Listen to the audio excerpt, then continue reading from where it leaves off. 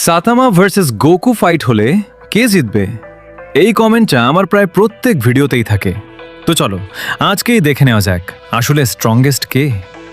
যদি সাইতামা আর গোকুয়ের মধ্যে সত্যি সিরিয়াস ফাইট হয় তাহলে সেটা হবে অ্যানিমে হিস্ট্রি এর সব থেকে ডেঞ্জারাস ব্যাটেল।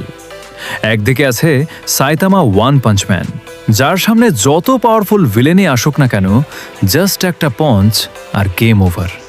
তার পাওয়ারের আসলে কোনো লিমিট নেই।